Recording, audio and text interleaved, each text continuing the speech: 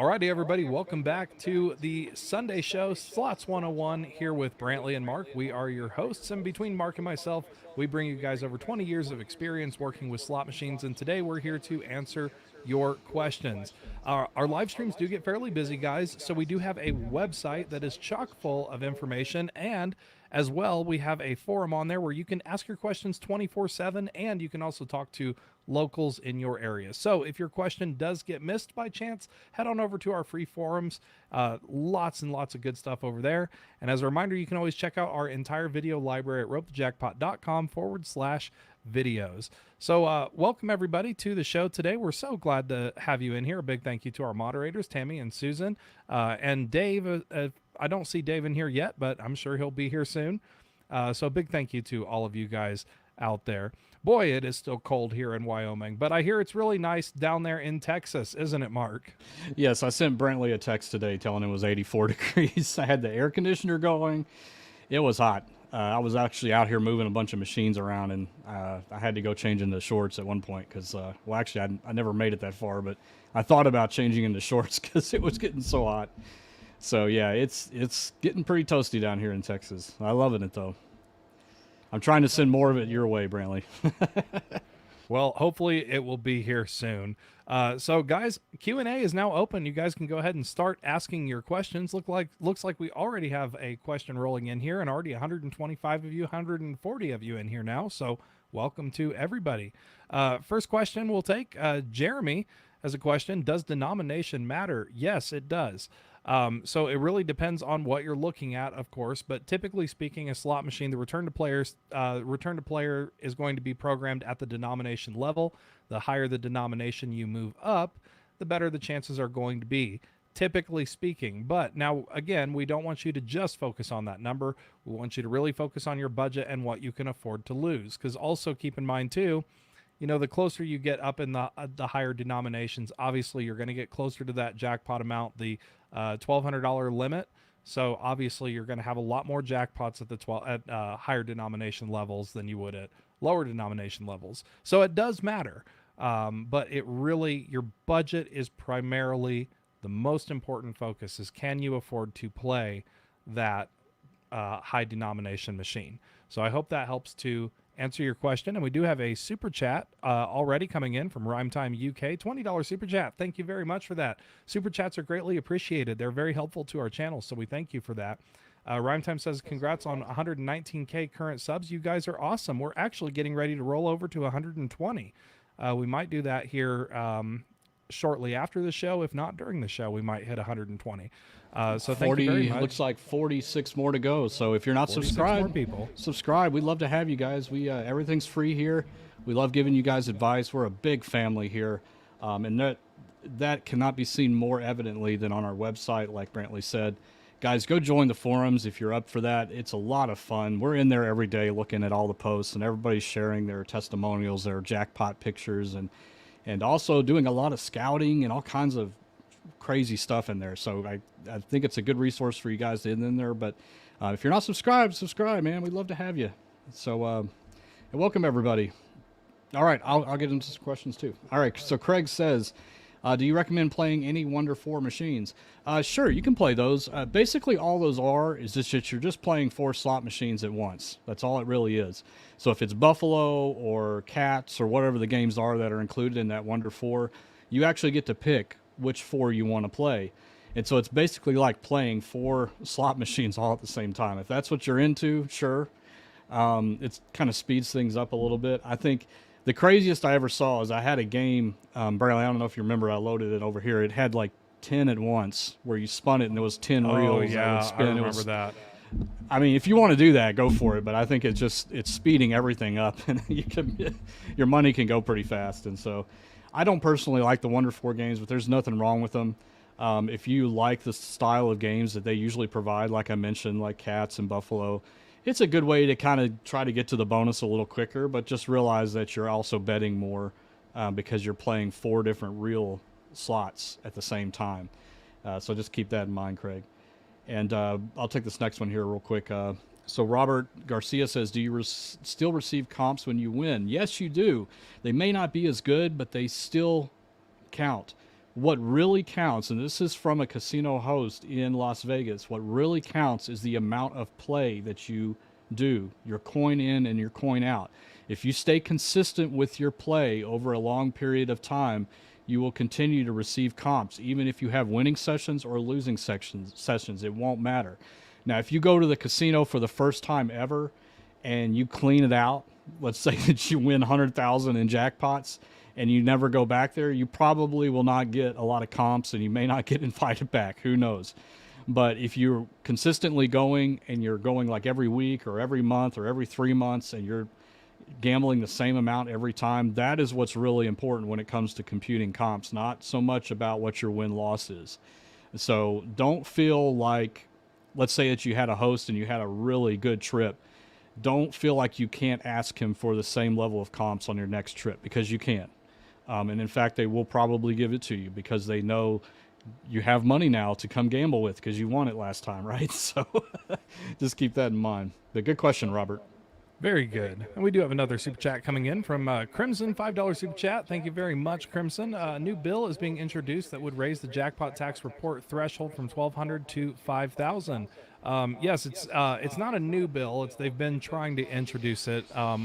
Probably not sure it's going to actually get passed, but we will see. You never know. It is the government, so everything does take a long time, obviously. And we do have a lot of questions already backed up, guys. We will get to your questions, so be sure to stick around. Stick around because we will answer your question for you guys. All right. I'll take this one here. When playing a penny slot and you change the bet, does that change the RNG like the old school machines? So no, it will not. So changing the denomination may change it, but changing your bet amount typically won't unless there is some kind of a feature. I know there's a new type of Buffalo game out there where if you increase your bet, it'll tell you that by increasing your bet, you increase your chances. However, always remember that just because that's advertised, it could be a very, very small percentage. So just be careful with that. So always play within your budget. Don't get caught up too much in the wording of that. But there are some newer penny machines that it can change. It won't change the RNG. Again, the RNG is just the picking mechanism. It picks from the pay table. So it could change the pay table. There are very few machines that it will actually do that. But they do exist. They do exist out there. So read the game rules just to clarify and be sure. And I'll take another one here from Barbara. Barbara says, tried your method, did not work, lost my butt. Well, it is a slot machine. So, that's the thing, guys. There's no guarantee method to win at slots. There's no 100% surefire, sure thing. We can teach you guys to budget. We can teach you guys to pick the best machines. But even if you pick the absolute best machines and you stick within your budget, you can still lose. It's called gambling. The very definition of gambling is you're risking money for a possibility, and that's just what it is. It's a possibility. It's not a guarantee. So better luck next time to you. All right. And just to kind of, you've probably watched Brantley's video on how to get a jackpot. And he spent a lot of time at the very beginning just explaining that, what this method is not like all the other methods that you've probably heard out there. Most of those are pretty bogus. They're not based off of anything except somebody thinking there's some way to trick a machine into giving you a jackpot. What's really important about the method that Brantley put together is about controlling your budget and knowing when to push your luck. It's not always going to work, but all things considered, it is one of the best things that you can do going into a casino. Because a lot of people, when they walk into a casino, they walk in completely blind and they go to the first machine that looks flashy and fun, and that's what they sit down and play. If you took that scenario and then you took the scenario that Brantley did in his video, you are hands down going to have a better experience in the long run doing Brantley's approach. But again, it is still gambling at the end of the day. If anybody is trying to tell you or sell you a way to get you a guaranteed jackpot, it's totally bogus. And we would never say anything like that because we know how these things work. But if you are smart and you manage your budget correctly and you give it a shot, and then if it doesn't work out, try it again later. And eventually you might actually end up in the winning pattern. And when I say pattern, I mean a winning stage. You go from stage 1 to stage 2 to stage 3 and you end up with a jackpot. It can happen. It's more likely to happen that way than to just going in and just start throwing your money in all kinds of crazy machines that are penny machines and high volatile volatility games, those kind of things. So I just hope that kind of clarifies it a little bit there. And then Karen says, is there a better type of progressive to play than others? Yes, there is. It is called a must-hit by progressive or must-win by progressive. And the way that you spot these is that they will say where the progressive amounts are on the screen. It will say below it, it must hit by a certain number. It may also say it in the rules. With some of the older games, they still have must-hit by progressives, but in the rules, they tell you what the must-hit by amount is. That's pretty rare. Most of the time, it is printed right where the progressive amount is. And the benefit to you on those is that you want to pick the machine that is that the progressive amount that it currently is at is closest to that must hit by number. So if you have a bank of say 10 machines and they're all the Ainsworth must hit by progressives, you've got Thunder Cash, you've got Eagle Bucks, all those, you see all of those, it's very advantageous for you to sit down and play the one that has that highest number because it has the better odds of hitting that must hit by than all of the others do.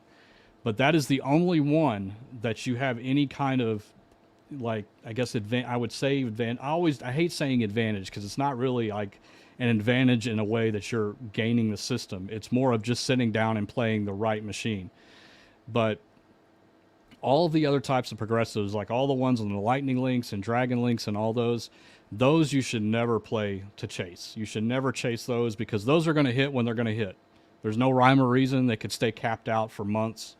Those are not ones that you should chase. But the must hit by ones you could potentially chase if it's very high and very close to that must hit by number. So I hope that helps a little bit, Karen, with the explanation of the best progressives to play.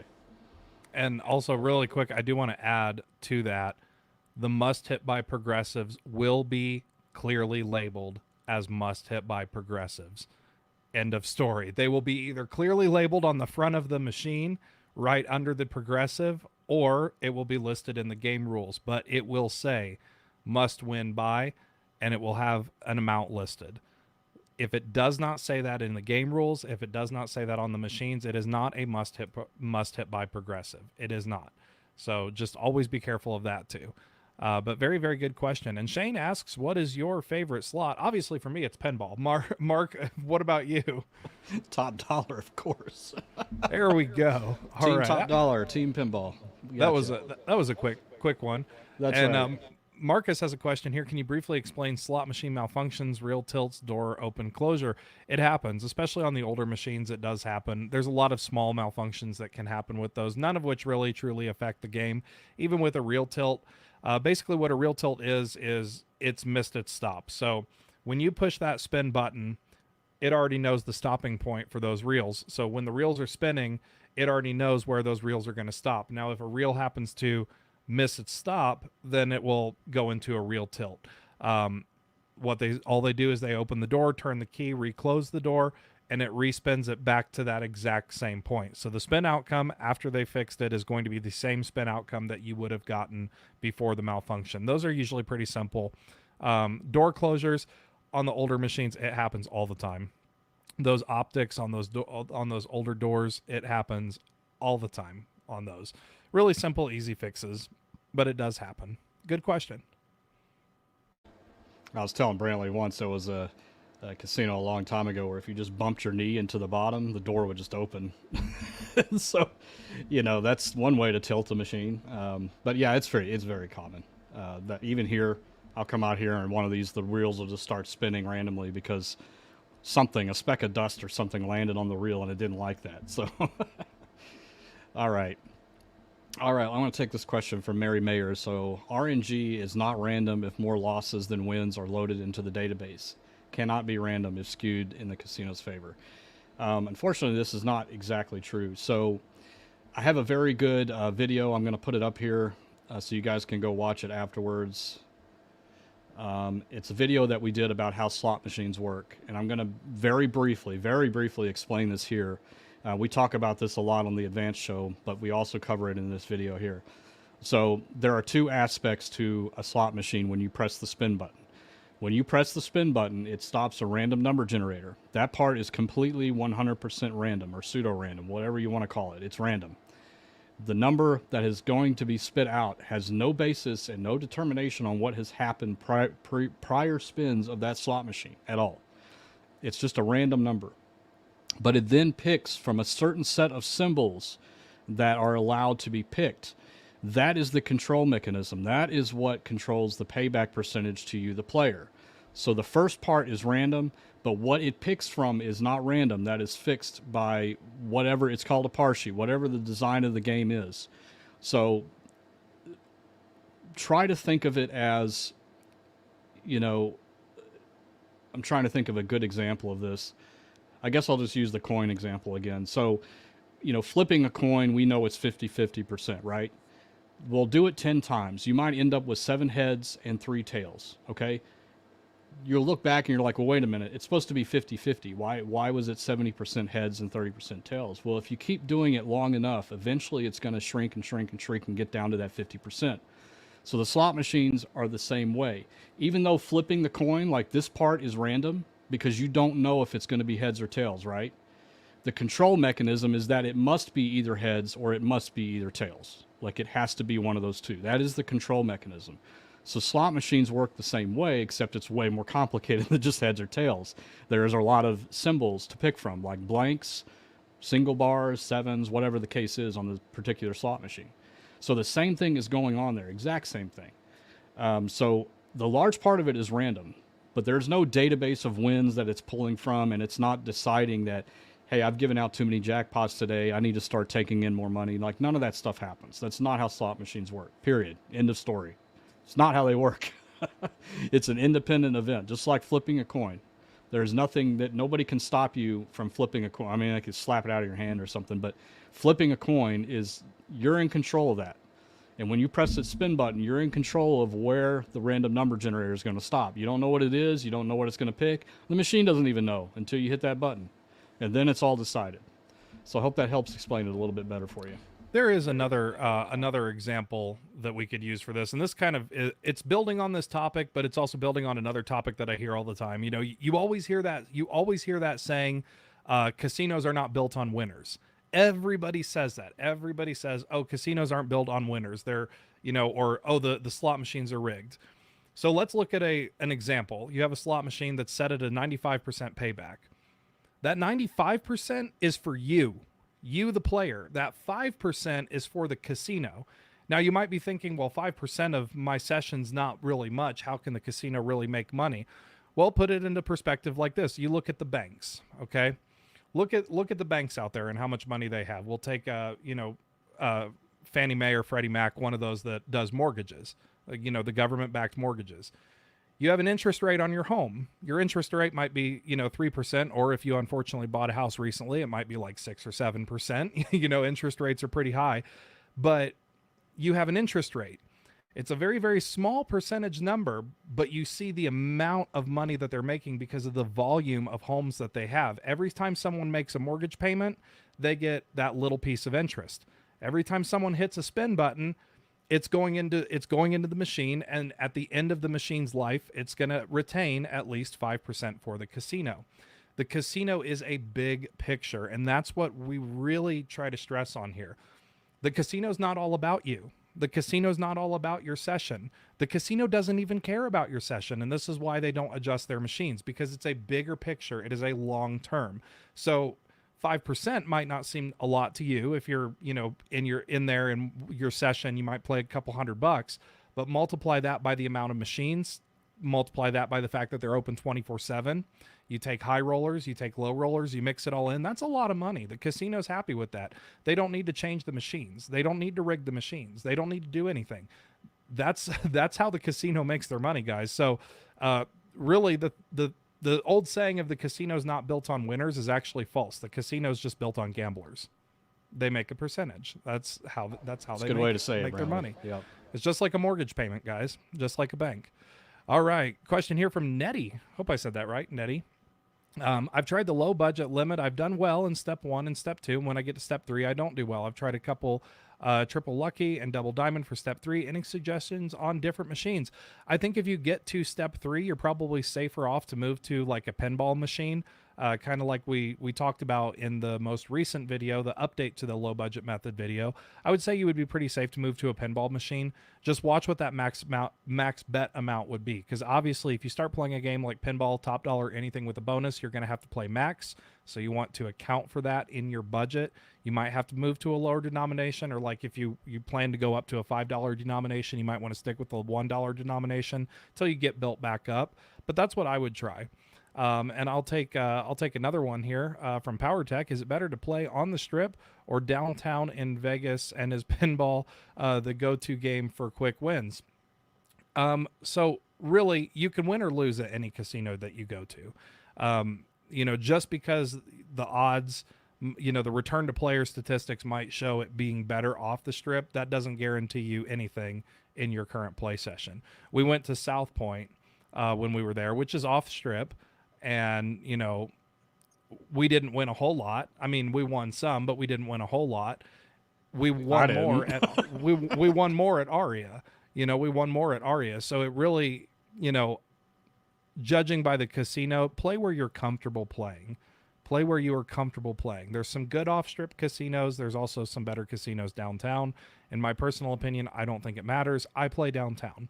Not downtown. I play on the Strip. And is pinball the go-to game for quick wins? It can be, but it's not always. It is still a slot machine, guys. There's no guarantee in the world of slots. I wish there was, but there's never any guarantee in the world of slots. So best of luck to you. I hope that helps to kind of clear it up and makes sense. Yeah, well done, Brantley. Yeah, I just one other thing I wanted to add to that is just because we talk about payback percentages and return to player and all this, and this comes up in every live stream, but I think it's really important that you guys really understand what's going on here. We think that those things are not important to you, and here's why. And we've proved this. We've done videos where we've proved this. But in the short term, a payback percentage on a slot machine is not going to be noticeable by you. It's just not.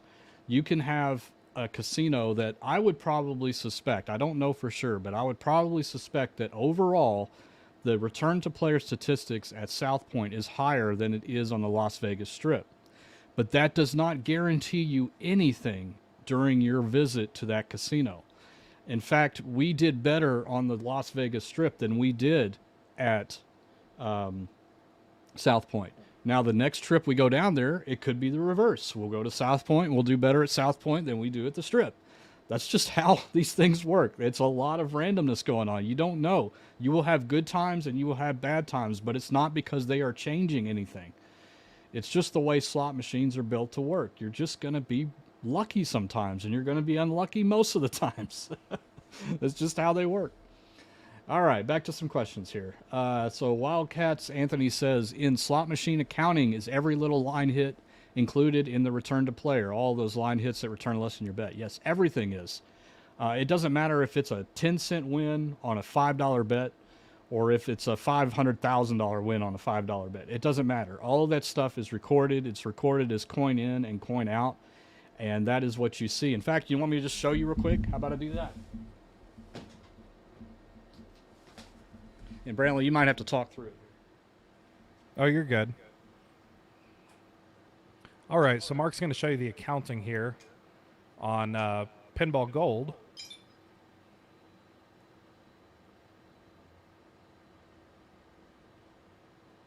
So he's showing the games played.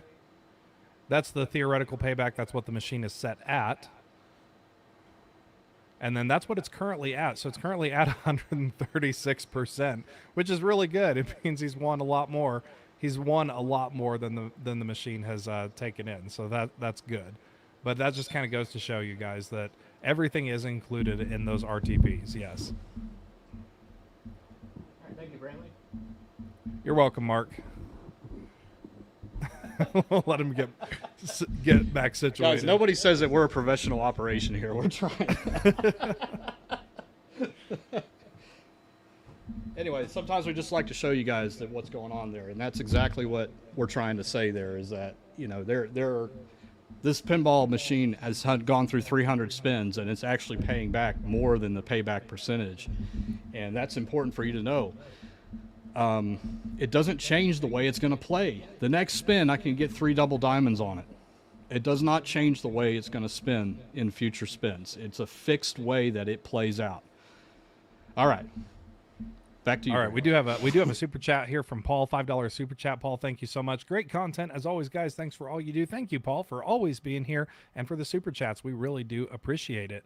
And Craig says, got my first hand pay on Top Dollar today. Congratulations. Top Dollar is a wonderful game to play. It really is. It's a great game. Of course, I would prefer Pinball, but I do like Top Dollar too. I know Mark is like all team Top Dollar and I'm team Pinball, but I like them both. And Top Dollar really is a good game to play. All right. And Craig has an interesting question here. Do free games count as coin in for comps? Typically speaking, no. Typically speaking, no, they do not. Anytime that would be the same as if you were playing on free play. If you play on free play, you might notice that your comp number or your tier credits or something like that, it does not increase because it's not your money. Same thing with free games. Good question though, Craig. That is a good question. All right. And Matt Hupp says, how are the odds for the bonus on the new double gold pinball? Played it yesterday and didn't get the bonus. That is a volatile version of pinball, especially compared to the single line version like I have here and Brantley has. We still are on the fence about this one. Here's my take on it. My take is that it's a lot of fun to play, but it is very difficult to get the bonus. If you are lucky enough to get the bonus within, say, 10 spins or so, you will probably end up ahead because the bonus rounds are typically a lot higher than you would get on a single line version of pinball. And that is the exact definition of volatility in slot games. If it's harder to get the bonus, but the bonus rounds are a little bit more lucrative, it's a higher in volatility game. If it's easier to get the bonus, but the bonus rounds are typically less, it's a lower volatile game.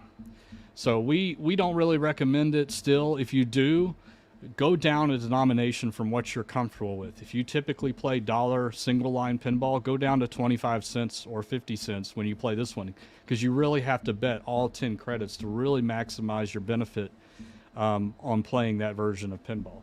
So we're still on the fence about it. I think it's a fun game to play. I love playing it, but it can be a money sinkhole, way more than the single line pinball can be. So just keep that in mind. Yes, it can. Very much so. Very good question, Matt.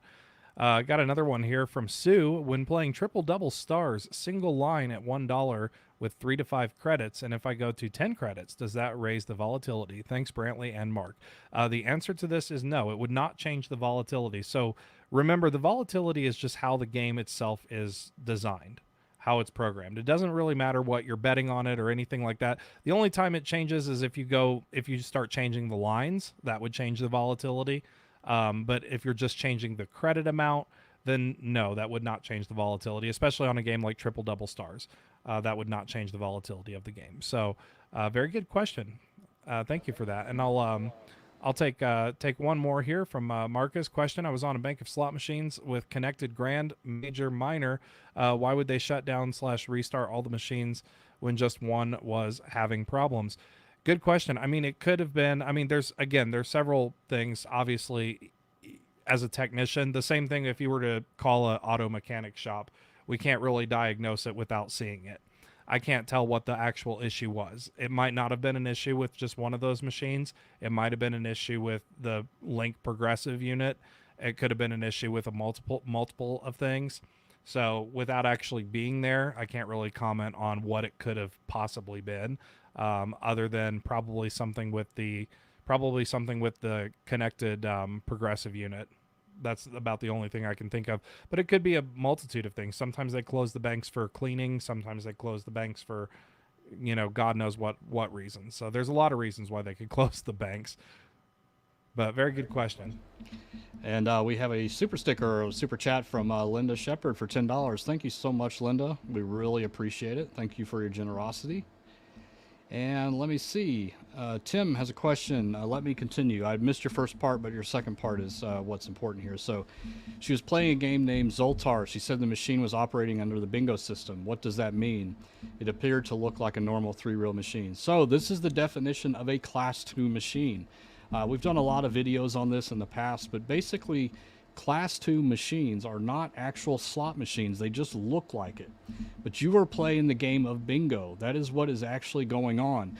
What you are seeing on the physical reels is all an illusion. It is all just to demonstrate the results of the bingo game that you're playing, because it's a lot more fun to sit down and, spinning reels with lights and bells than staring at a bingo card. So that's why they exist.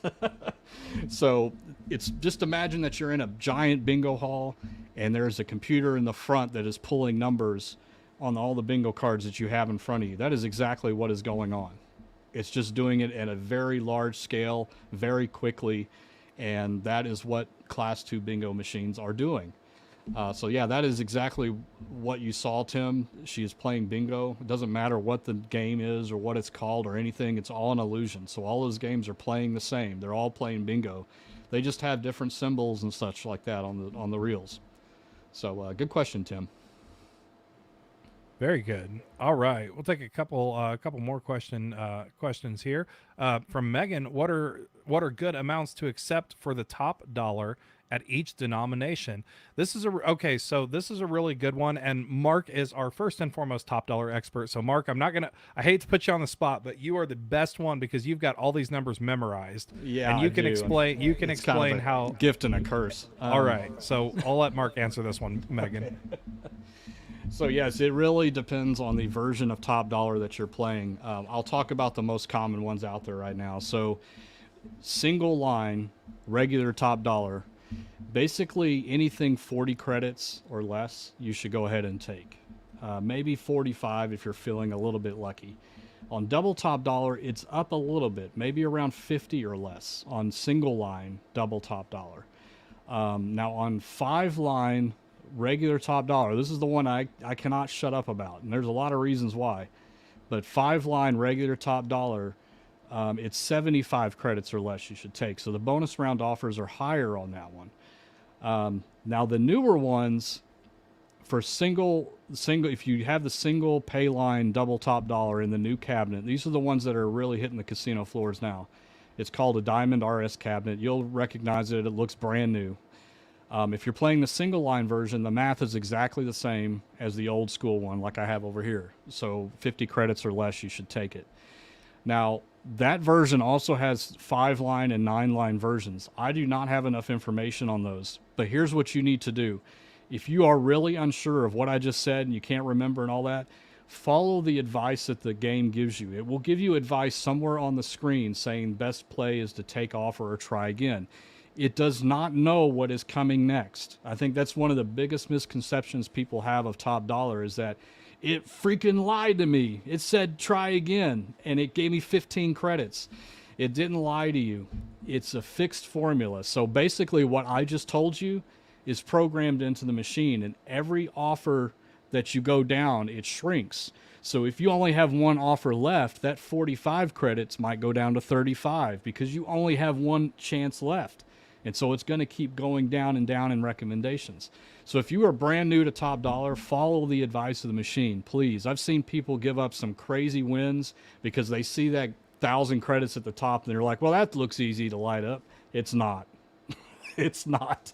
It's very difficult. So follow the advice of the machine and get to playing it a little while, and then you'll get into the mode where you feel like you know when it's time to kind of push your luck and try to go for a better offer, maybe go against the machine's advice. But I would never recommend doing that if you're new to the top dollar. So hope that helps. Very good, and thank you, Mark. All right, I'll take a couple questions off your back, Mark, since you took that one for me. $20 super chat from Marcus. Marcus, thank you very much. Marcus says, thanks for all your info and advice. Last year, I hit only 1 hand pay, and this year I've hit 11 so far. You guys are simply the best. Marcus, thank you very much for that, for not just the super chat, but the testimonial. We really greatly appreciate it. And guys, we have 450 of you in here right now. We've got about 20 or so questions backed up. We will get to your question. It's just going to take some time, so be sure to stick around. And also, if we do happen to miss over your question, again, you can visit our website and you can ask your questions 24/7 on there, ropetojackpot.com/chat. It's really, really nice and handy. You can even talk to locals in your area. All right. Lisa says, what is the difference in reward credits versus tier credits? Good question, Lisa. So tier credits is what is taking account into your status, your status points. So if you're working up your status, you know, from gold to platinum to whatever, those would be your tier credits. Your reward credits are something a little bit different. That's, you know, how much money do you have? How much are those tier credits worth? or usually some casinos have a different system for it. And those are reward credits that you can use for things like food, food, beverages, free play, stuff like that. So they are two. Some casinos will tie them in together. Other casinos don't. It's really the casino's choice. But yes, those are the differences between those two. Very good question, Lisa. And Jay Boris says, what if someone hit a wide area progressive twice? Do you think the Gaming Commission is thinking something is fishy? They would not. So again, well, first of all, super rare to hit a wide area progressive twice, especially in the same sitting, but it does happen, and it has happened before. There's even been, there have been stories of people hitting the Mega Millions like 5 times. I wish I was that person. But no, it does happen, guys. These slot machines are random. It is, even Mark and I, a couple trips ago when we were in Las Vegas, we saw a lady, she was playing $25 5-line top dollar, a big bet, $125 bet, and she hit the double on the 5th pay line for some huge crazy amount, and she 125,000. Yeah, 125,000. She hit that progressive, walked off, somebody came over. 5 minutes later it hit again. It is possible. What a great day to be at the casino.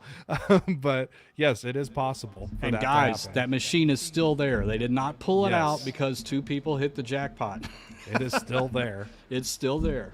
It is still there. And I'll take another one here from Marcus. Can you explain how Jackpot self-pay / fast pay works, and then why you don't want to wait for your hand pay? Is this expanding in casinos?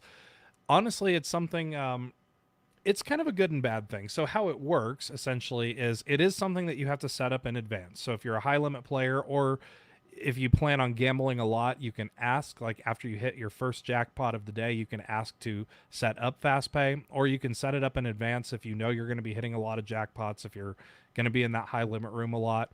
And essentially what it is they basically have your tax information on file, and they just, every time you can basically cash out the exact same way that an employee would process it, but the information goes to the back, and then they take care of all your tax info and back, and it just puts those winnings into the credit window. That's how it works. Now, is it expanding in the casinos? Yes. Do I think it's a good thing? It's kind of give and take, because the best thing about winning a jackpot is obviously you've got the option to get that cash in hand or that check in hand or one of those, and then it's easier to kind of, if it's in your hand and it's visual, it's easier to kind of say, okay, you know what, I can see this money in my hand, I want to walk away with it. But when it goes to your credit window, you're kind of a little more tempted to play it. So kind of a pro and a con, so to speak. Bad for budgeting, but convenient for sure. Very good question, guys. Thank you. All righty. And just to follow up to a question I had earlier, Kathy asked, the slot that Mark was playing recently had a grid that showed while you were playing, showed your winning hand. Is that a bingo game? Yeah, you'll see a bingo card somewhere on the upper glass in most cases. Sometimes it's in the bottom where your bet panel is. But yeah, if you see that anywhere and you just see a bunch of numbers on it and it says bingo across the top, you're on a bingo machine. You're not on a slot machine. So just keep that in mind. And Orzo says, during a spin and you get a bonus to win free games, is the RNG already chosen on that spin and the win is already predetermined during the bonus game, or is each spin during the bonus a separate game? It largely depends on the game, but here's how most of them play out. So whenever you click the button to initiate the free games, each individual spin on those free games is just like you were doing a regular spin on the machine outside of the bonus round. The exception is that on some games, and they actually will tell you this in the rules, that it uses different symbols or different pay amounts during the bonus round. So this is important on games like Thunder Cash as well as the Enforcer, where you get different symbols during the bonus rounds. So you can get stacked symbols, for example, which you can't get outside of the bonus rounds. Plus, all of the wins are cut in half during the bonus round. All of this stuff is going to be in the game rules, guys, so it's very important that you always go and look so you know what's really going on. The other side of that is a game like Dancing Drums, where you get to pick basically the volatility of the games that are about to play out. Do you want minimum number of lines with the most amount of spins, or do you want the maximum number of lines with few amount of spins? You are in control there of deciding how volatile you want those free spins to be when they're coming up. but the end result is not going to be the same based on which one of those you pick. You pick whether you want to be risky or you want to be less risky. And some even have a little meter on the bottom that says less risky on this side and more risky on this side. So you get to pick. But during the spins themselves, where you're sitting back and watching, it is just like you doing individual spins, but you're not having to bet anything. So each spin is completely random. So I hope that helps, Orzo. It does kind of depend on the game, like I said, but that's how most of them play out. So I hope that helps a little bit. Very good question. All right, guys. So we do have a lot of questions backed up. We will get through your questions. We have 520 of you in here right now and just 2 of us. So be patient with us. We are getting through these questions as quick as we can. So keep them coming, but just stick around and bear with us, and we'll answer your questions the best that we possibly can. And Pat says, I've been doing your low-budget hand pay method for a few months, and it's paying off. Hit the first jackpot the other day. Thank you for the education. You are very welcome, Pat, and thank you so much for your testimonials. We're very, very happy that it's working out for you. And here's another question. Any differences in odds if using free play on your player's card or putting in cash? So the odds are not going to be any different. So you do not have to worry about any change of odds when it comes to free play or, using cash versus a free play voucher or anything like that. Coin in is just coin in for the slot machine. So you don't have to worry about any odds on that. And brothers hot shotting. So I was on a double diamond $5 single line with a progressive. Is that a lower odd than a regular double diamond with no progressive? So this one is actually kind of tricky. So there are a lot of these old school machines that rather than having just a top line payout for the double diamonds, they'll have a small little standalone progressive. The odds typically speaking, the volatility and the odds on those are not going to be much different, if any different at all. Essentially all they're doing is replacing that top payout of 2,400 credits with a progressive, so the odds aren't going to be any lower on that as compared to a normal double diamond, so you wouldn't have to worry about that. Those games are getting hard to find. I've seen several of them in Wendover and a lot of the older casinos, and I think there's still one. The last time I checked, there's one left at Caesar's Palace, but I have not seen a regular double diamond with progressive on it in a long time. So those are kind of hard to find, but no, as the odds wouldn't be much different, if any at all. Good question. All righty. And Marcus again says, hi, Mark, is the Williams Easy Money double Easy Money machine the same as Top Dollar, or there's some differences? There's some minor differences, but they basically play out the same. I always prefer Top Dollar over Easy Money just because of the sounds and noises and stuff like that. But they're basically the same. Some people, that's all they have. And Alexander has a good question. How do you call an attendant when you get your first hand-paid jackpot? It hasn't happened to me yet, so I had no idea. I still remember the time that I got my first call attendant, and I was stopping everybody that worked there on the way by, telling them, hey, it says call attendant, and every one of them said, they're coming, don't worry. I'm talking about people that were sweeping the floors and everything. I was getting everybody over there. So they know when the jackpot goes off, either by seeing the light or they get notified at the cage that there is a jackpot. A lot of them have apps on their phones now that notifies them when there's a jackpot. So all you need to do is sit tight. They are definitely well aware nowadays that a jackpot has been hit, and they'll be over there as soon as they can. That's a really good question. I don't think we've had that one before, but that's the experience you should expect. And Chara says, my husband and I have had 4 hand pays this year using Brantley's method, plus a few other big payouts under the radar. Well, thank you so much for letting us know about that. And guys, we share both. We share the winners and ones that are struggling too, because we know, again, like we talked about early, that it's still gambling at the end of the day. But we know and we feel confident in this method that if you stick to it, eventually it's going to work out because of the budgeting aspect of it and pushing your risk at the right time. Those are the 2 most important things built into that method. And that's what you have full control over. These are things that you can do. All of these other things, talking about how you can manipulate the machines by playing at a certain time or waiting till you see somebody put thousands in and then come hurry up behind them and play it, those are not going to help you. Those are not going to help you. You may win, but it's not because of anything that you did there. So Brantley's method is a tried and true method to manage your bankroll. And guys, we do this all the time. If you see the video that I guess the one that I did a couple weeks ago, this worked for me. I sat down and put $100 in the machine and said, look, if I get over 200, I'm leaving. And I would do that. And that's how you do it. You set your goal. You get up whenever you've met your goal, like doubling your money, and then you go push your luck at another machine and you raise your bet just a little bit, and then you play off of that winning amount. And that is what will work, in the long run. So hopefully that helps. Of course it helps. Thank you so much, Chara, for letting us know. Thank you.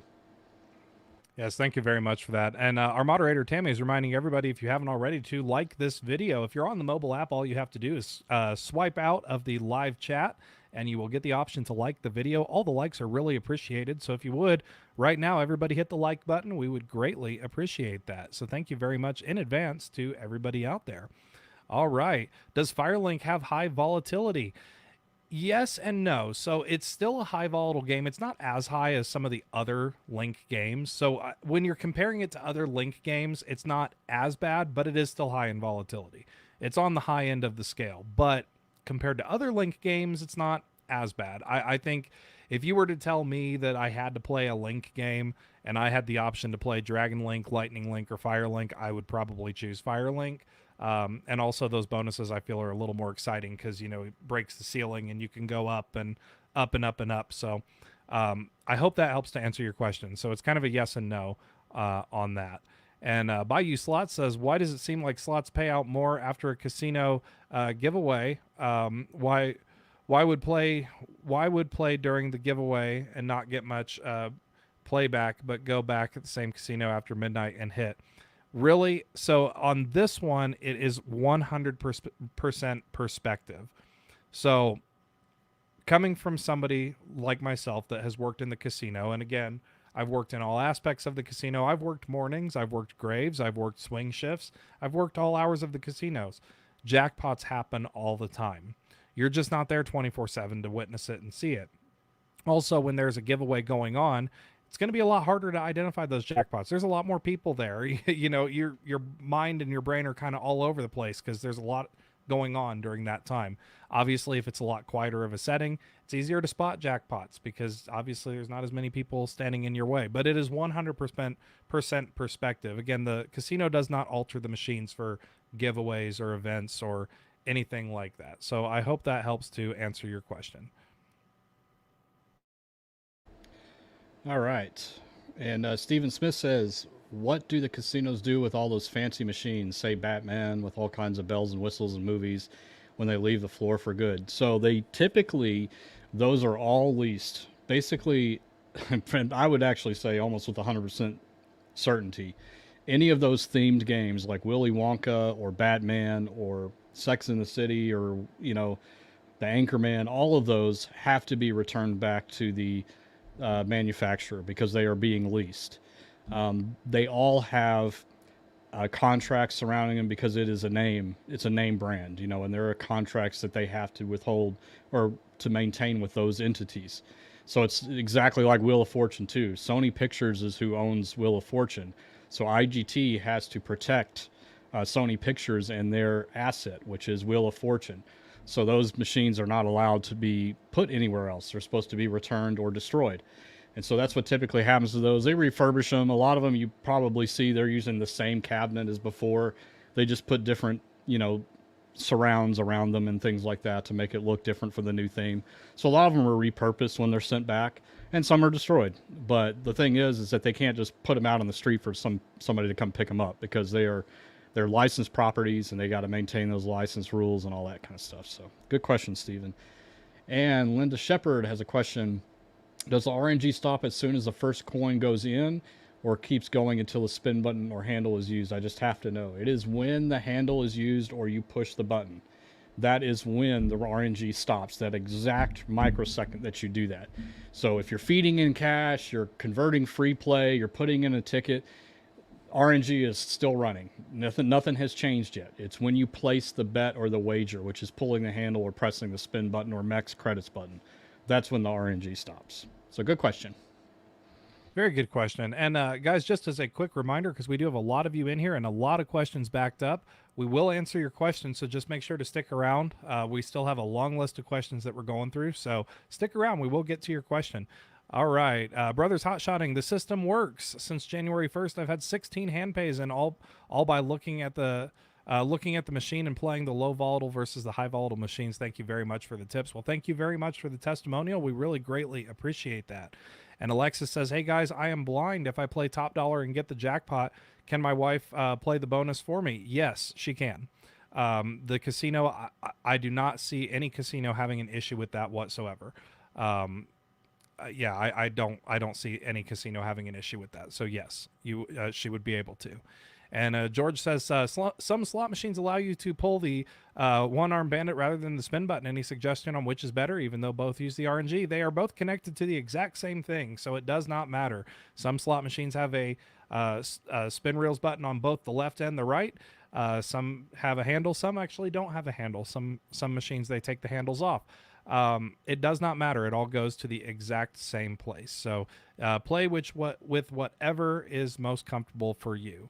And DP says, is there a volatility change? By the way, single line triple stars and 5-line triple stars. Also single line triple stars versus 5-line triple double stars. Yes, there is a volatility change. It is very slight, but yes, there is a volatility change. Believe it or not, and this is one of those instances where we mentioned in a couple of our episodes about volatility where lines get a little tricky. On the older style games like triple stars, for example, or triple double stars, obviously anytime you add more words to a game, it's going to raise the volatility. So triple stars is going to be less volatile than triple double stars. So we can handle that. We can, distinguish that right then and there. Now the volatility difference is not going to be a lot. It's not going to be very big. It's not going to be very noticeable. This is one of those instances with lines. The 5-line version is actually lower in volatility, but again, you are giving up obviously each line pays less. So there is that change as well. So that's where we say volatility gets a little tricky when we're talking about lines, because in this instance, the more lines is actually less volatile. So very good questions. All right, Mark, I'll hand it off to you. All righty. Thank you, Brantley. And Evelyn says $1 double diamond, $50 in. I hit at $38, $320. Stuck in there and won. Should I have stuck in for another win? I took the money and ran. You did the right thing. You took the money and ran. That is exactly what this method is all about. Waiting for that big win and then cashing out. It is so easy to get a big win on a machine and then just keep playing because your brain suddenly thinks it's a hot machine. And we've talked about this a lot on this channel. There is no such thing as a hot or cold machine. And so if you do get a big win, and let's say that you've met your goal, which is doubling your amount in, you put $50 in, you ended up $320 ahead, cashing out is the right option in that instance. Pocket the cash. Then if you want to continue down the path of trying to get a jackpot hand pay, you can start to push your luck with that extra money. And so you can go to a $5 machine, for example, and start to play a little bit there because you're playing off of your winnings. Now, that's completely up to you. If you want to stop there, and we've gotten it, Brantley covered that question too. If you do want to stop, don't feel like you have to keep going. This is just for people that want to try to get that jackpot hand pay. But if you are comfortable with your win and you're happy with it, stop. By all means, stop and walk out, go do something else. Maybe you want to try it a little bit later, or then if you're there on a multi-day trip, try it the next day to push your luck a little bit more. Or try it from square one again. There's a lot of things that you can do.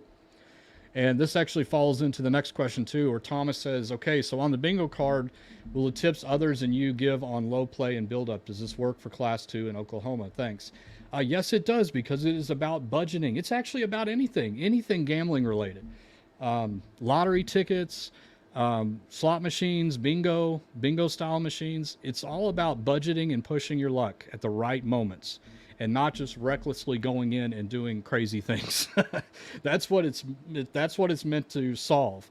That is what the method is about.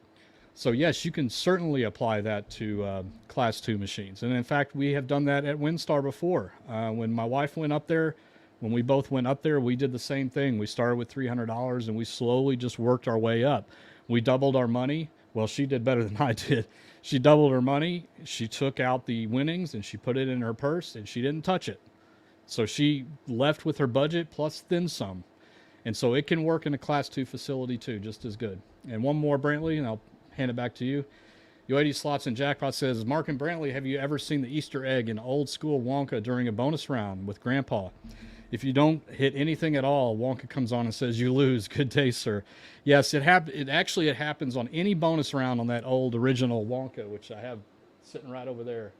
But it also happens on the 3-reel version, which I have over here. So if you get nothing in the bonus at all, he'll come out there and say that and then give you a sucker prize for not getting anything in the bonus. It's kind of a fun little Easter egg. I miss those games. I wish they would come back out with them. They do, but they're not the same. All right, back to you, Brantley. All right, very good. Lewis has a super chat here, $4.99 from Lewis. Lewis, thank you very much for that. Going to Vegas Friday, excited to get away from Choctaw and try some Class 3 gaming. Got my Cowboy Slots shirt ready. Awesome. Let us know how it goes. Guys, you can always post your testimonials, too, on our website, which is ropethejackpot.com. We love to hear from you. You can also talk to other people in your area in case maybe you're looking for a particular slot machine. You can't find it. Guys, there is a forum for everybody on there for every single state as well as international. So we have a lot of people participating from Canada.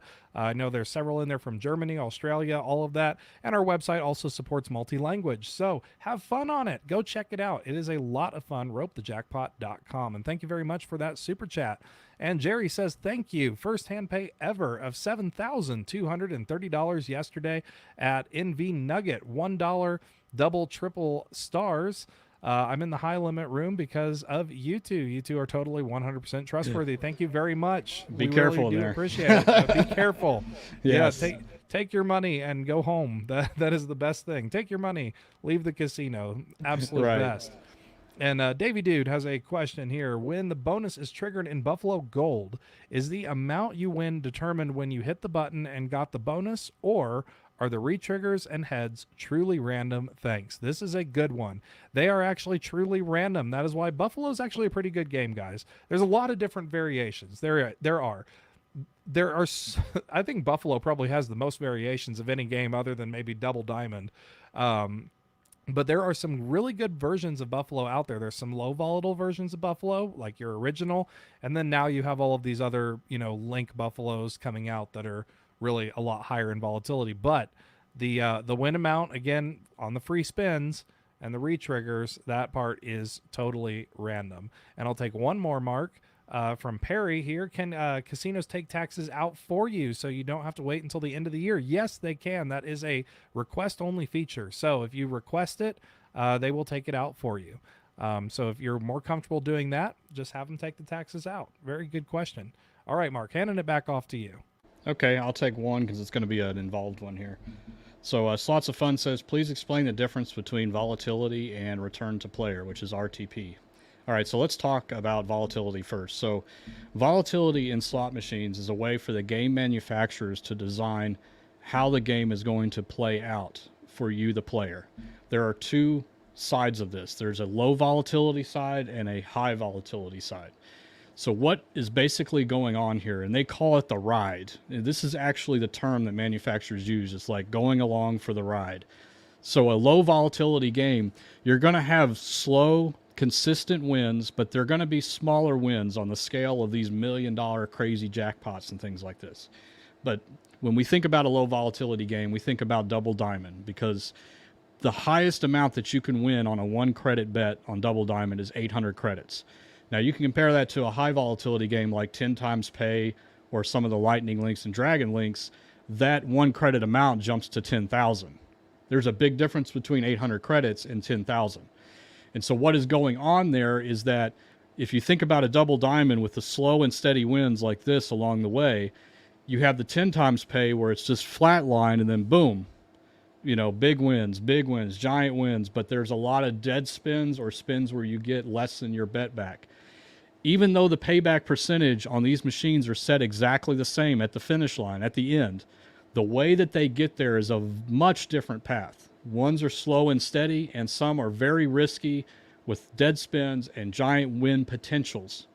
And so we always recommend the lower volatility games because your bankroll can last a lot longer. It's more consistent. You don't have to have a large bankroll to try to get a win. And also you can earn comps faster because you get more coin in and coin out because you're getting that return back. And so the other side of that, the high volatility, they're fun to play, but you should always limit yourself. You should always go into those with the mindset, I'm going to do 10 or 20 spins on this and then I'm out. I'm not going to chase the bonus because they're designed to do that.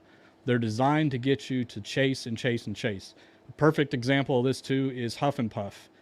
I've seen so many people put $500 into that machine betting $2.50 and get nothing, no bonus round. And then I've seen people sit down and in the first 10 spins they get the bonus round. It can happen, but the thing is that it's very difficult to get that. So it's just a different play environment. And so you just need to be on the side of which you are more comfortable with. Do you like slow and steady and consistent wins, or do you like to be risky and you have the bankroll to back it up? So that's why we talk about volatility so much. This is a manufacturer's term. They build it into the game programming. This is how the games are designed. Some are designed to be more high than low, etc. All right, next one, return to player. So return to player are the statistics of averages of all of the results of the coin in and coin out of all the different slot machines within a certain jurisdiction or a certain casino, typically broken down by denomination amount. So if you go to, say, the State of Nevada Gaming Commission and you look up the return to player statistics there, they will break down and say, you know, over the last month, over the last quarter, over the last year, here are the results. This is how much coin in, this is how much coin out, and here is what the return to player statistic percentage number is. Okay? This is not the same number that is set on each individual machine. You don't know that, and there's no way to tell what that number is unless you worked for a casino. That is their information. But the return to player is a big aggregate. It's an aggregate of all of these averages of all of these machines running during that certain period of time. So you are going to see swings for a lot of factors. If it's a busy time of year, you're going to see more coin in and coin out on those machines. And so it could mess with the average a little bit. If you go through an instance like COVID, we saw a lot of changes. We saw a lot of this kind of crazy stuff in the return to player statistics because a lot of machines weren't getting played. Some were getting played more than others because a lot of the casinos were at 25% capacity, for example. And so the numbers went all over the map. But now they're starting to even out again because everything is being played about equally. So that's what the return to player.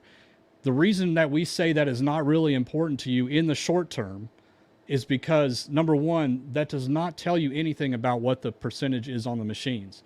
And even if it did, let's say that you would assume that all these machines are set at 93%. That does not guarantee you anything in your individual session. We did a perfect example video on this where we played pinball. We set it at 86% and did 200 spins. We set it at 98% and did 200 spins. The 98% ended up at 88% return to the player, and the 86% ended up with 161% return to the player. So it was much different, much different. But that is a short-term event. And so that's why we think it's not important for you in the short term. It's not something that you should set any kind of expectations on because it's not going to help you. It's just not going to help you in the short term. The only exception I will say to all this, and then I'll shut up. The only exception to this is that if you, let's say that you live in between two casinos that are 30 miles apart, and one has a return to player average that is about 6 to 7% overall higher than the other one. I would say go and play at the one that has the higher return to player consistently, but set your expectations. Know that that does not mean that you are going to get that kind of return during your individual session. But if you're going to play at a casino for the next 10 years, I would always pick the one that is higher. But I hope you can see how that is different, and it doesn't really matter in the short term. There are so many other things that are super important, like the budgeting and the luck and playing the right denominations at the right times. And those are the things that are important. All this stuff about RTP and payback percentages are not something. It's your brain trying to find patterns in something that doesn't exist and nothing that you can do to get some kind of edge over the machines or the casino. All right, sorry that was a very long explanation, but I hope you guys understood what I'm trying to say here. It's a very important topic. It comes up all the time, and I'm going to keep explaining it because I hope I can help just at least one person understand what's going on there. All right, Brantley, why don't you take like the next 20 questions or something? All right, so I'll take some more questions really quick. Slots of fun though. I do want to just add a couple of things onto that. So the term volatility is an industry term. Everybody in the industry uses that term, and if you do have questions about it, it's on their website. It's listed on their website. So if you really want to know, if you go to IGT's website, for example, go to IGT's website, look up some of their games. They have a slot, like a list of their slot games and stuff. It's publicly accessible. You can go and look it up. It will actually tell you on there, player has the option to choose between a high volatile bonus or a medium volatile bonus, or this game is high in volatility, this game is low in volatility. It is an industry standard term. Also that being said, it is also on the par sheets. It is on all the documentation for all the slot machines. So it is very, very easy to check that. So yes, volatility is a huge factor. That is the biggest deciding factor. When a casino goes to purchase a slot machine, they look over a lot of different things. They look at the volatility index. The volatility index is given to them on the par sheet. They make that decision to try to plan out their floor. Do we want a mix of high and low volatile games, and so on and so forth? This is an extremely important thing. This is their purchasing deciding factor. So keep that in mind too, because that is a huge thing in the industry. And again, like what Mark said, just to rehash that, return to player statistics tell you nothing, and they do absolutely nothing to better your play. So don't focus on return to player statistics, because that is really just something that is more so confusing, and you're looking at a very long-term picture. And actually, I'm going to put this up from Proud Monkey because it kind of goes along with what we were saying. As a note on Las Vegas return to player stats, they are skewed because of all the better video poker pay tables at lower denoms downtown North Las Vegas Boulder Highway. So it skews the RTP in those regions. That is 100% correct. Again, the RTP is just an aggregate of, it's a collection of numbers, and it is only specific to that certain period of time. So again, it's return to players for that month, that quarter, that year, whatever the case may be. It tells you absolutely nothing about your current session at the casino. So thank you very much, guys. Really do appreciate that. All right, getting back to some other questions here.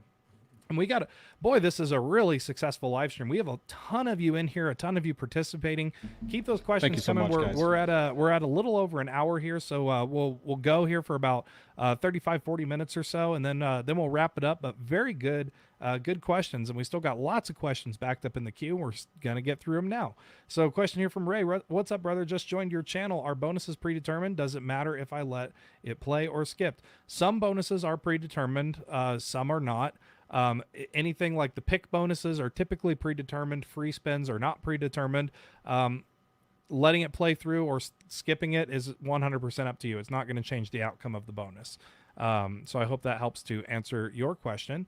And a question here from Daniel: Does bingo system affect game volatility? I'm literally in an Oklahoma casino right now, and my wife is way up on a higher volatile game and won't loan me money for $2 quick hits. Well, if she's way up on a high volatile game, I would really recommend cashing out and taking it as a win and leaving, first of all. So bingo system, again, so when you're in a bingo facility, any game that's based on the game of bingo, you are 100% playing the game of bingo. The slot machine in front of you is just merely a visual pleasing factor. It's merely an illusion. It is not a real slot machine. You cannot tell volatility by looking at those machines because, again, it's all being played as the game of bingo. So you can't really tell with volatility in a bingo facility. The best thing you can do is budget accordingly, which, you know, again, if your wife is up, I would highly recommend leaving, but budget accordingly. And that's going to be the biggest thing when you're in a bingo facility, because you are playing that game of bingo. All right. And question here from Mary. Have you seen or played the new no tax slot machines? Are they in Vegas yet? I know they are not in Rhode Island yet. So these machines are really, really new. I have not played them. I have not gotten the chance to actually play them yet, but they are based on a low volatile game. The Blazing Sevens game is pretty low in volatility, and they're based on that. I believe they are at a couple. If anybody's in the chat window and knows where these machines are, the Blazing Seven Quick Hits High Limit in Vegas, let me know. I have not seen them in Vegas yet, but I know that they're out there. I want to say maybe Circa has one or two, maybe. Mark, you can step in here if you know. Yeah, for sure. I think I heard the same. Then I think Venetian has one. We're never over there though. Yeah. Yeah, let us know, guys. Yeah, let us know in the comments if you know where these machines are. And also check on our website. This is a really, really good time to remind you guys. These are things that, if questions like this pop up all the time and you're wondering, I wonder where this machine is, we have forums for that on our website. People are really quick to respond on there. It's free. It's 100% open to the public. You guys can go and check that out at any time. So definitely check that out. And a couple super chats, $50 super sticker from Maria. Thank you very much. We really do appreciate you. Thank you so much for being Thank in you, here. Maria. And, always. For always the super chats, the super stickers. We really do appreciate that. And Casino Explained, $5 super chat. I really wish casinos were required to post RTP and volatility. We have labels on our food. I wish the games were more transparent. Table games too. It's one of those things of the volatility aspect. Really, I can see why they don't post it, because it confuses a lot of people. Because volatility gets very, very in depth, and again, every game has an index. There's no real standard universal index. It's really kind of dependent on the game, so it would be all over the place and a lot of different data for them to post. Return to player statistics, yes, only a couple states, only a select few states post that.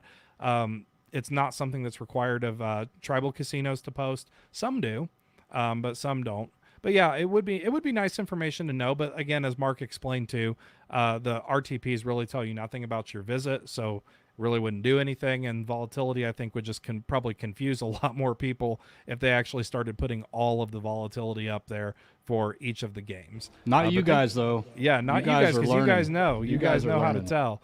And thank you very much for that super chat. We really do appreciate it. And I'll take one more here, and then I'll hand it back off to Mark from Diane. Why do casinos get rid of slot machines when someone wins $1 million? Good question.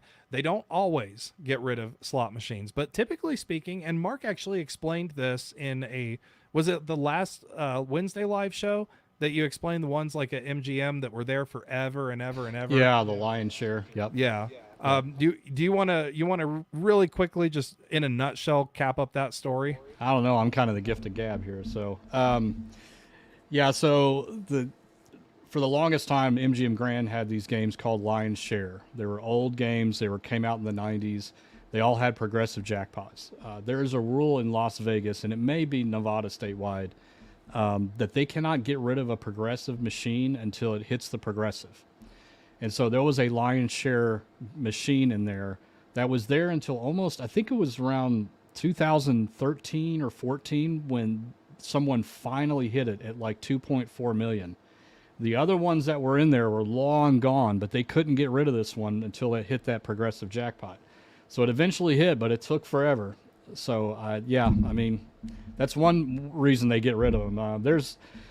If you look it's kind of out of place, but in the Park MGM high limit room, they have this old Bally's cash wheel spin in there. And it's in there for the same reason. There is a high progressive on that machine, and it hasn't hit yet. And so that machine cannot leave that property or be turned off until it hits. So it's going to be in there until somebody hits it. And that's just a rule that they have. So. All right. Very good. And we do have a follow-up here. Lots of you are commenting that Circa does have those new slot machines. And then there was another one on here from Proud Monkey. Circa, Golden Gate, and the D supposedly have them. So if you're looking for those new no-tax slot machines, they are supposedly there. Thank you guys so much for chiming in. We really do appreciate that. And also, guys, I just want to also mention, not only has this been a great live stream and very, very busy, but also it's one of our more successful live streams. We have almost approaching 600 of you in here. So really, really awesome. We really appreciate each and every one of you guys. And we still have lots of questions to go through. So we're going to try to get through them here, and we'll call it quits here in about 30 or 40 minutes or so. That sounds about good. Question here from Red Bandit. I did a spin on triple stars and it glitched out and started spinning slow, and the worker had to come reset it or something. Why? It sounds to me like that was a reel tilt. It's a really simple problem, especially on one of those older machines. Again, it's just where the reel had missed its stop. They'll open the door, they'll just turn the key on the side of it, and that just resets the reels. They'll close the door. When you respun it, the stop is going to be the exact same as it would have stopped before. So the outcome is no different. It's a common issue. It happens with slot machines, especially older ones.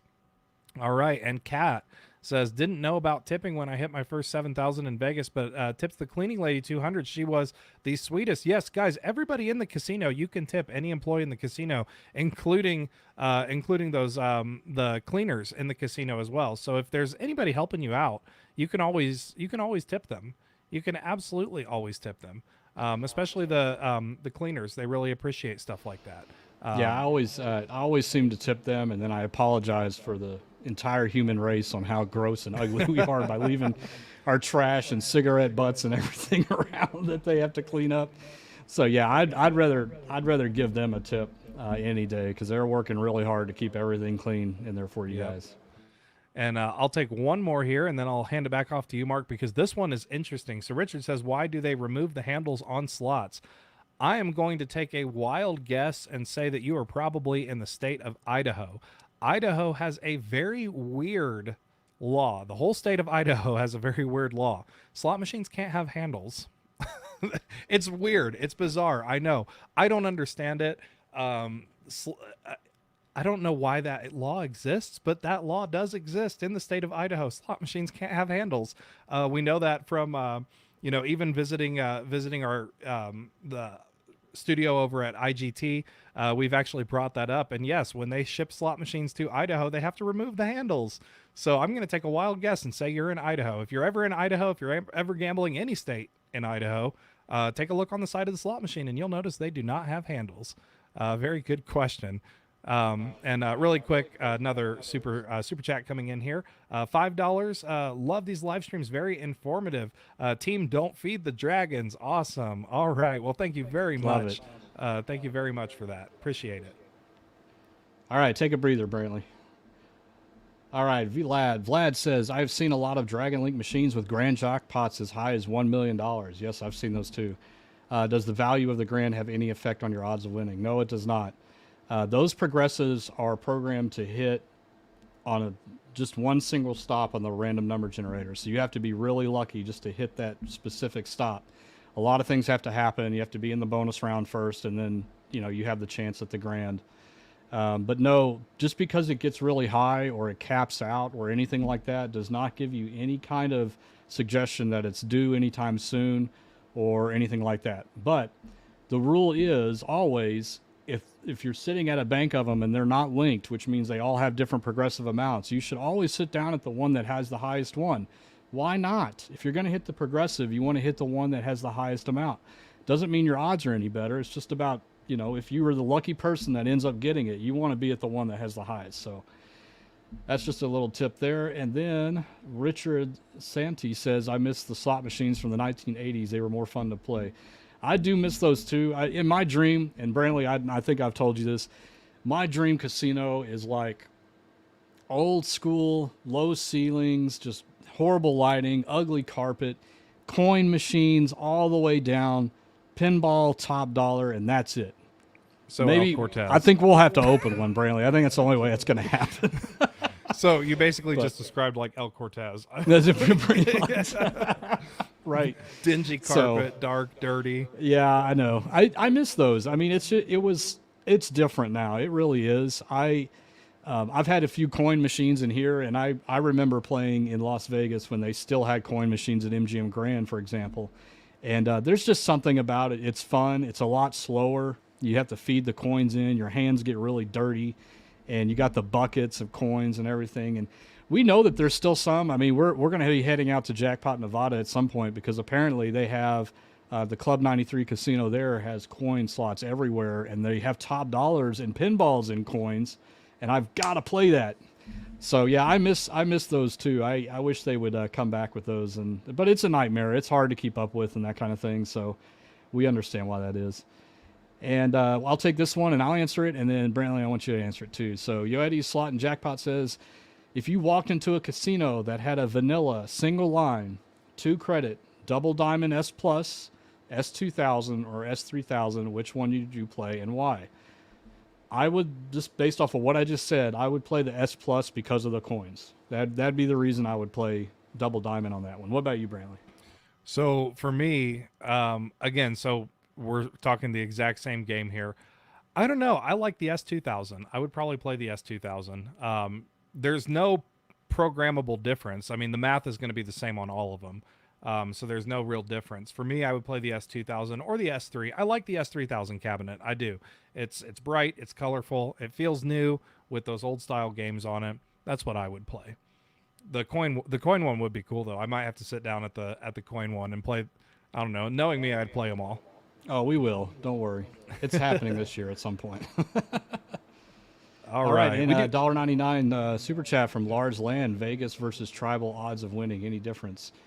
Not really. It really depends on the property and where it's at and competition and all those things. But you should never look at it like Vegas versus tribal. A lot of people have misconceptions about tribal, casinos, that they're set really low and they're not, there's no oversight and things like that. That's not true. All those things are just complete rumors. It really depends on the tribe, again, where it's located and all those things. But thank you for the super chat. Really appreciate it. And St. Miles, right before you leave here, I got to go eat something. Great show. Thanks, guys. So thank you so much for the $19.99 super chat. Really appreciate it. Thank you so much, guys. Really do appreciate it. All right. Question here from Lee. Am I unlucky? I failed step 1 3 times. I quickly lost $100 in each. $1 pinball, 25-cent sizzling sevens, and 25-cent double diamond. Overall, I've lost so much. I'd like to reduce my losses or win one, or even win one day. So the thing is again, guys, it's a slot machine. So you're not going to win every single time. I mean, we can go to the casino and, we can put $100 in several different machines and we can lose it. It's a possibility. But like what Mark said, over time in practicing this, because really the method is to condition you for budgeting and picking the right machines, which you're doing. So you are picking the right machines and you are budgeting accordingly. So honestly, you would just keep trying. If you consistently are not having luck, I would change it up a bit. Go to another casino. Take some time. Take a break. Go to another casino.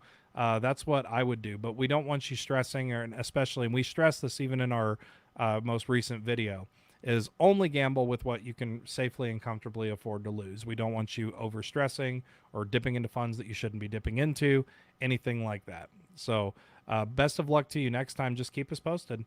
And Louis says, I'm seeing more and more videos and with posters and posting the Cowboy Slots method. You are making a difference. Well, thank you very much. It's exciting to see. It really is. We've got such great feedback from everybody, and it's wonderful to see. So we really appreciate each and every one of you guys. It's just, the amount of support, again, thousands of people coming forward saying that they're winning more, they're having a better time at the casino. It really means a lot to us, and we're planning on doing a whole lot more, and we're really going to start expanding our growth. So you can start to see a lot more Cowboy Slot stuff coming up, a lot more places in the future. So thank you very much for sharing that. All right. And Mark Tum says, why do slots seem to often pay when you're almost out of credits? Does it know? No, it doesn't know. In fact, this happened to me today. I was sitting down playing this top dollar, and I think I probably played 200 credits, and I didn't get any bonus. And then on the last spin, I got the bonus. So you think, oh, it's just trying to save you at the very end. No, unfortunately, nothing like that's going on. It doesn't have any concept of how many credits you have in the machine, how much you've spent, anything like that. It's just coincidence. You may have noticed it because we're human beings. We look for patterns and explanations on why certain things are happening, but it's still a completely random event. You just seems to happen sometimes. All right. And Sue Twix says, do you think we will ever see VGT red spin bingo games in Vegas? Why or why not? Probably not. Class 2 bingo style is kind of like, it's the subset of Class 3. Most people always want to get Class 3 facilities because it really opens up the amount of variation they can get in slot games. Like all these behind me, they don't exist, well, except for this one. They don't exist in Class 2 variants. And so it really limits what they're able to do and able to offer. So people looking for Dragon Links and Lightning Links and Willy Wonka and Lord of the Rings and all these, they're out of luck in a Class 2 facility. And because Class 3 is already prevalent all over Vegas and all over Las Vegas, it's pretty much going to stay that way. So unless there's a small tribal casino somewhere in the state of Nevada that only wants to apply for a Class 2, that's the only place you're going to see those because they have to be bingo-style machines. VGT does not make Class 3 machines. They only make the Class 2 bingo style machines. So no red screens in Vegas, unfortunately. All right, Very Brantley, good. go ahead. All right. So let's see.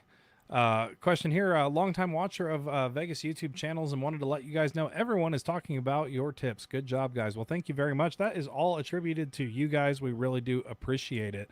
And Platinum Horse 98, can you discuss how slot tournaments work and or possible to make a video on how slot tournaments work?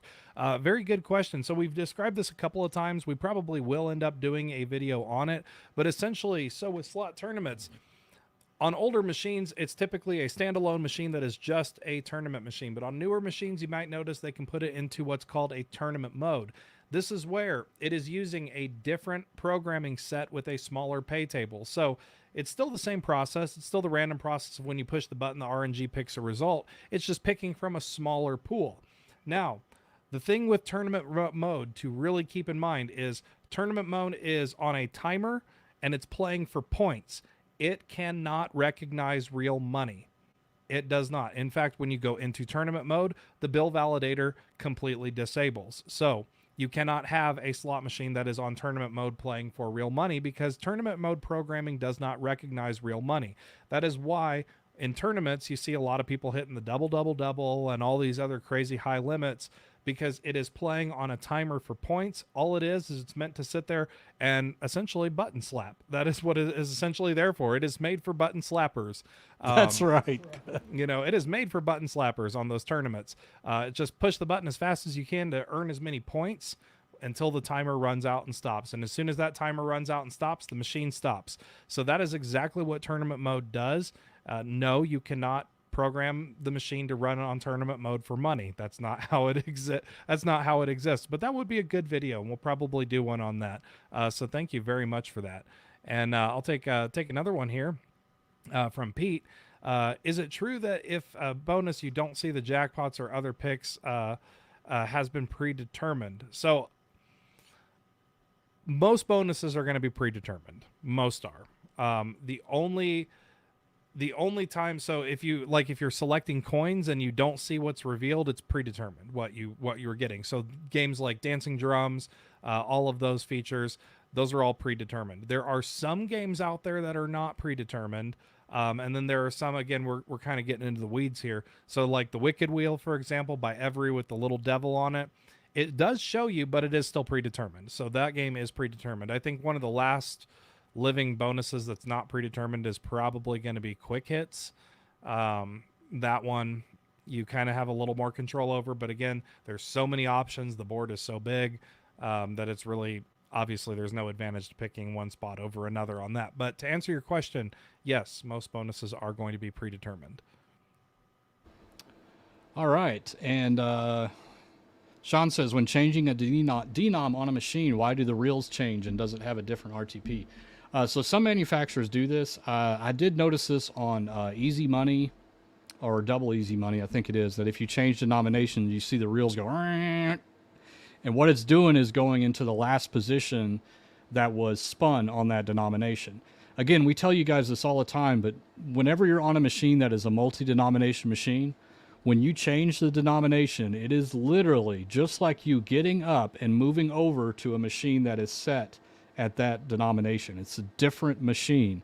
It's a different payback percentage setting. It's a different accounting record, and it's a different historical record on what has occurred before. And that's why some machines, it will actually spin the wheels to what it looked like the previous spin on that denomination. So that's what's going on there. So yeah, act like it's a different machine. Anytime you change the denomination, that's what's going on there. So that is what you experience, Sean. And Craig says, if I use my wife's free play on her card and hit a hand pay, does she need to be there to receive it? That's going to be really casino. That's a tough one. It depends. I don't know, Brantley. I'm kind of stuck on this one because normally it's whoever pushes the button is going to get the hand pay regardless. But if you're using her free play, they may question, like, you know, did you have access to that or whatever? What do you think, Brantley, on that one? If it's free play, if she is not there and it is free play and you are using her card and her free play and she is not present and your account is not linked in any way, shape, or form, they will probably deny you the jackpot. most likely they'll deny you the jackpot, because the free play wasn't your money. It was belonged to her. And even though you were playing it, they could count it as a stolen card. I would recommend not doing that. Now, if she's there, it's a different story. If she's present, then that's 100% different story. But if she's not there at all, if you just, if she decided to stay home and she gave you the pen and the card, I would be really, really leery of that, because that is a reason that the casino could potentially deny you a jackpot. Obviously, that is going to be 100% a casino's choice, whether they want to do that or not. But I would avoid that and just simply not do that. So I hope that helps. And also, guys, again, we have about 600 of you in here right now. If you guys can just go to your friends and just say, we just want to get to 600 today. Let's break this record. Go to your friends, say, hey, listen to the last 15 minutes of questions. We'd love to get to 600. It'd be so awesome. And also, guys, it's lots of fun. Hit that like button if you would. If you're on your mobile phone, all you have to do is just swipe out of the live chat, and you can hit that like button. Everybody hit the like button right now. It's we'll get this all up in likes. So thank you all very, very much. We appreciate it. We do still have several questions, and also, guys, we do realize that we cannot get to everybody's question. Again, there's 600 of you, and there's 2 of us. So it's impossible to get through every single person's questions, which is why we have our website that you can ask your questions 24/7. It's ropethejackpot.com/chat, and you can ask those at any time if we happen to miss your questions. And really quick, Richard says, stop the ads. YouTube is doing something new with live streams now. So YouTube is now, it is something new that they are trying, where they are going to put ads in live streams. So that is a new feature of YouTube. We have no control over that. So you just gonna have to watch the ad. All right. And Bullet Bill 25, does the RNG repeat on home slots after a certain amount of spins? No, it does not. I don't know, Mark, if you want to elaborate any more on that. No, it works. It doesn't matter if it's home or not. Doesn't matter. Yeah, they work exactly the same, but RNG repeat, no, I'm not really sure what you mean, but can it pick the same combinations that it did before? Yeah, it can do that. Yeah, that's all I really know from your question there. Ellen, thank you, Deborah, a $10 super sticker. Really appreciate it, Deborah. Thank you so much.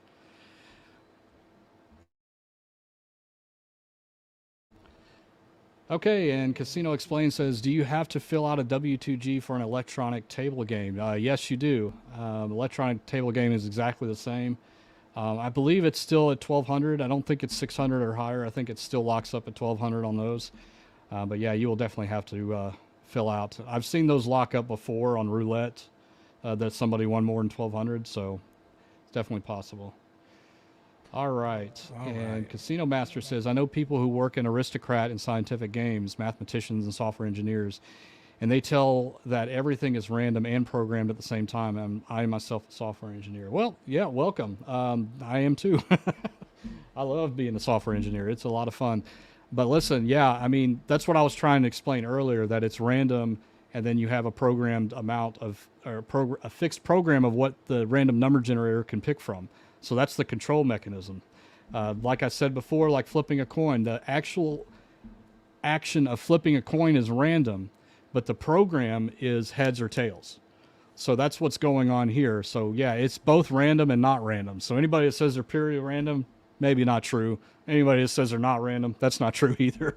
It's kind of both. So it's a confusing thing. But good question, Casino. Good observation too. Very good observation. All right, we do have a $10 super chat here from Sue. Sue, thank you very much. Why do you say to leave when you are ahead? Like I don't know. How long would you guys play? Yet? Look, it's always a good idea to leave when you're ahead. When you're comfortably ahead. Obviously, if you want to, if you bring in $100 and you take it up to 150 and you're like, okay, well, it's, I'm technically ahead, but I want to keep playing, then you can keep playing. Obviously you want to leave when you're comfortable. But I mean, it's always a good recommendation. You always want to leave when you're ahead, simply put. But thank you very much for the super chat. We really appreciate it. And we'll take one here from Chris Crocker.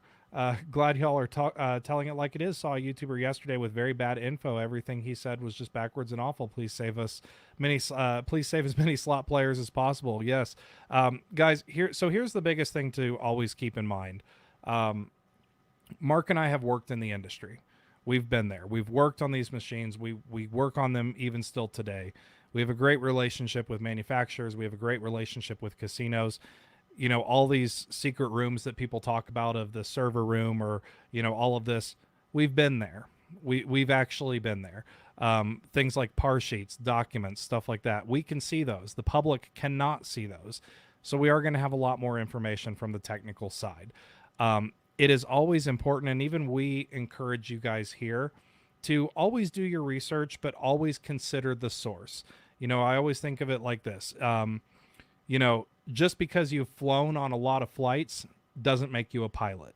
Just because you're a private pilot at home doesn't mean that you know the whole commercial operations of a particular airline. So if you're trying to get information on, you know, what the operational aspect of the airplane is and the operations of it, then you talk to the pilot. You don't talk to somebody who's just, well, I've flown for many years and I've flown in the back of an airplane. That doesn't tell you shit. So always consider your source, guys. Always consider your source. And for God's sake, and we cannot say this enough, if anybody is trying to sell you a method or a class or a course or something like that, do not buy it. There is no methods to win that is not based on information like this. And information like this, the truth cannot be bought and sold. Plain and simple. But thank you very much for your comment. We really do appreciate that. Always consider your sources, guys. Mark, I don't know if you want to add any more to that or not. No, that's good. I'm on the same page there. I think it's just, you guys know that. You found us, and we're doing what we can. We always want to leave it up to you guys to make your own decisions. Always. But we try to back everything up by, you know, actual information. And it's going to continue to grow. We're going to start getting more interviews. We're going to start getting more industry people on camera talking about this stuff, and that's really important to us because we feel confident in what we're telling you guys, 100%. Otherwise, we wouldn't say it. And we have been known to correct ourselves too, because we make mistakes, and it's very important to us that we maintain that. Honesty and trustworthiness is our motto. It's in our guides, everything that we do. It is in our motto, and that is what we're going to do. And we're never going to charge for information. There's never going to be a paywall that says we are holding these really special secret things hidden, but if you pay us $1,000, we'll let you know what they are. Never. That is not what we'll do. Like Brantley said, you know, real information cannot be bought or sold. You know, that's what we're just a conduit to try to get this information to you guys in the most easy to understand way possible. And that's what we're here for. All this stuff is publicly available. A lot of it is. So you can go do your own research and find this stuff. And we do have a super chat coming in from James, $2 super chat. Hold and spin set when landed or matters after. So thank you very much for your super chat. I think what you're kind of referring to here, if and correct me if I'm wrong, is, you know, on the hold and spin features, is it predetermined or not? So on that, it's not predetermined. So each spin is going to be independent. It's not predetermined if you're going to get all the orbs or 6 orbs or 7 orbs or whatever the case may be. It's all entirely random during the aspect of the hold and spin feature. I think that's what you meant. Correct me if I'm wrong. There is one caveat to that, and that is the more orbs or balls that you have collected, the odds decrease for getting more going forward. Correct. So that's why it's very difficult to get the 15th out of 14, is because it just gets more and more challenging. It's still random, but the amount of blanks on that last chance are significant compared to getting an orb on that last 15th one to get the grand, for example. So even though it's not predetermined, you just should know that, you know, it gets more and more complicated the more that you lock in there. And I'm sure you've noticed this, right? I mean, you've noticed that it's pretty easy to get the first 6 or 7 or 8, and then it gets harder and harder and harder, and it's built that way. But you still have a random chance every time you hit that button to spin it. It's still random. It's having to pick from a very large set of misses. There's a lot of misses in one possibility there. So that's what's going on there. But good question. All right, very good, guys. We're going to take a few more questions here, and then we're almost. We'll wrap it up at, what do you say, an hour 45 mark? About an hour 45. We're Yeah, at that's about good. an hour and 40, so a Yeah, sounds good. little over 5 minutes here, and then we'll start to wrap up here. All right, and good question here from Richard. Can you give your tips on how to determine appropriate bankroll? So we've mentioned a couple of times, but the biggest thing is obviously the first thing in your mind is, what are you comfortable losing? Because that should always be forefront, because again, it is still gambling. Even with the picking the best machines and the best methods, you can still lose. So you want to first decide, what are you comfortable losing? And then once you have decided that, then you're going to pick the machines that are best for your bankroll. And we recommend the 1% rule for that. So 1%, the max bet amount that you bet on a machine should not exceed 1% of your total overall bankroll. So if you bring $1,000 to the casino, try to stick with bets that are $10 or less, and that's going to give you probably the best for determining your budget. And then start small. Start small, work your way up, build up. That's the whole point of especially the build up method. Build up, take your time, and you'll have a lot better success there in the casino. Very, very good question. I'm going to take one more here from Stacy. There's a few that insist the volume helps your jackpot chances and even gives you a better percent, like it's been proven. Drives me crazy. It is 100%. That started as a joke, guys. 100% started as a joke, and people ran with it. So don't believe the volume myth. That is a crazy myth, but it started crazy. It started as a joke, guys. It really did. All right, Mark, back to you. All right, RGLB, I found in my local old school slots, double diamond and triple diamond, both 5-line, both 5-cent machines. Wow, you found a gold mine, in my opinion. Those two are probably my most favorite ones to play, period. I love double diamond, but double diamond 5-line is a lot of fun to play. Which would I play first? Probably the double diamond, but I would not discount the triple diamond either. It's a little bit more volatile. Because the wins are tripled, obviously, instead of doubled. But those are two excellent games to play, and I'm surprised that you found them. We found, I think, on our last night at Aria, back by the burger place, that they had the triple diamond 5-line, and we didn't know it was back there. And I was real excited to see that one. That's a fun game to play, and I did pretty good on it, too. So, yeah, definitely play those. Those are good. 5 cents is 5 cents. That's fine. Very, very good. Good find on that. All right. Reno, if a machine's return to player is set to a certain percentage, how is the RNG truly random? All right, so I think we've covered this. Yeah, we've covered it a couple times this stream. We've covered it a couple times watch, yeah. in this stream. So we'll just have you just go back and watch, because Mark's, I think he's answered questions like that, like probably couple at least times twice in this stream. And, in the stream. Yeah, just go back probably about 30 minutes or so.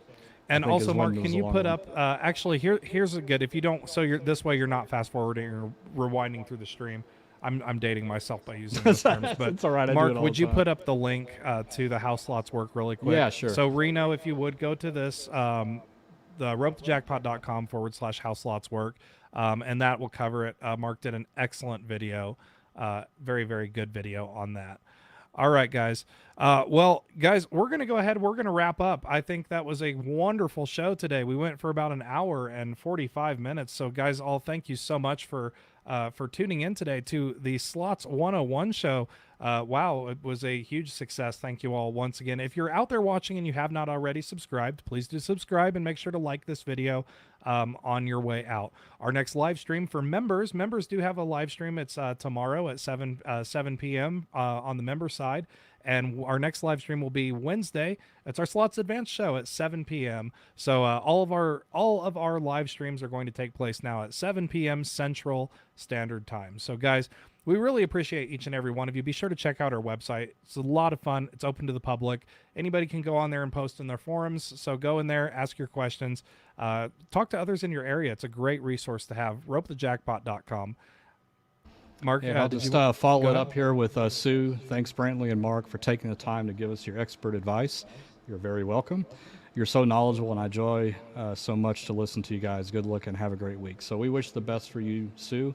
And Brantley, we just crossed 120,000 subscribers. I think maybe 120,000 one off, but that's subscribers. close enough for me.